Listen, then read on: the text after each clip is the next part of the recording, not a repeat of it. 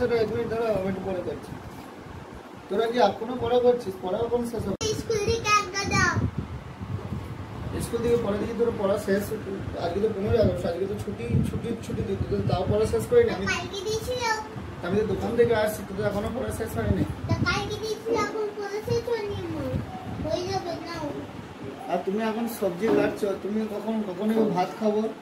9:30 বাজছে, 9:30 বাজছে, কখন খাবো কখন খাবো? আর তুমি ফ্রিজের সবজি কেটেই যাচ্ছ, শেষ আর তোমার হয় না এই ফ্রিজের সবজি।